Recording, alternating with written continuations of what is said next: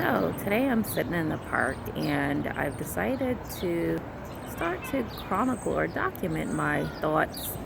Um, for a while now, I've actually been thinking about the journey that I'm on, specifically as a single woman of faith, a single woman who have a relationship with Christ, and a single woman who is at a point in her life where all that really matters is that relationship and really taking time to become all that God has created me to become. I really feel that I need to share the journey that I've been on for the past couple years. I've really been on a journey of self-realization, self-discovery, journey of healing, a journey of allowing God to guide my footsteps, guide my interactions, and more importantly, strip me of the preconceived notions or ideas that I had about relationships and the fact that I was consumed or, in a way, still pondering or still concerned about, am I going to live and die, a single woman? So I really just felt that I needed to really just take some time to share how I feel and what's been going on. And it's something that I've been putting on for a while because I wasn't sure how this was going to sound or even how it's going to develop. But I think I owe it to myself and maybe even to other single women of faith or just single people in general, because I don't want to just limit it to women, but single people in general, or people who are transitioning, or people who need to be single but don't even realize that you need to be single. Because I think that was one of the things for me as I embarked on this journey.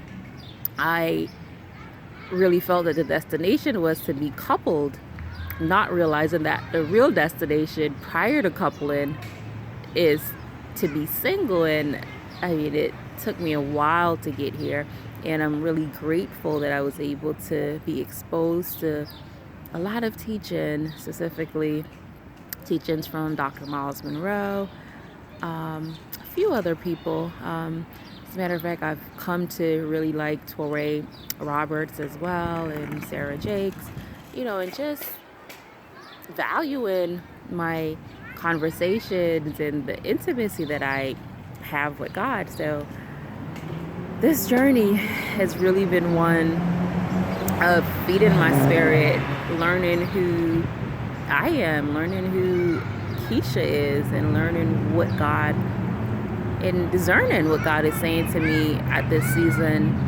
in my life, And for a while, I wasn't really sure if I was hearing the voice of God. Was I even understanding? Did I even understand the voice of God? Because there were times when I really felt and thought that God had spoken, that he was speaking to me, that such and such, or this person, or this guy, or, this one, or that I had met the one, or that he had given me a sign of some sort, And for me, God speaks to me and he communicates with me through dreams. So I'm a dreamer, but I don't always think that, like Joseph and, the Daniels and the other individuals in the Bible who had the gift of interpretation, don't know if I really had that gift of interpretation.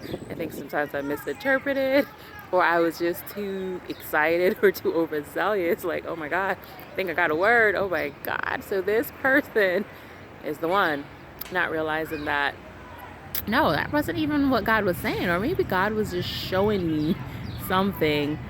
And, because I don't really think that God make a selection as much as he makes a presentation, and it's really for you and that person to decide or to make a choice. But before a choice could be made, though, one of the key things is really being true to self and knowing who you are, and get into the root of why you're here. Why do I exist? What am I here to do? What God has placed me here to, to fulfill. And then how does my alignment with someone else fulfill, our God-given purpose? It's just not for you to just hook up and decide that you're just going to align with someone because they fit a certain criteria, which has no spiritual foundation, which really doesn't glorify God. It glorifies, yes, the societal norms that says that, if you're a certain age, you're getting old, and especially as a woman, if you're a certain age, you're getting old. So you need to get together before your eggs turn into powder.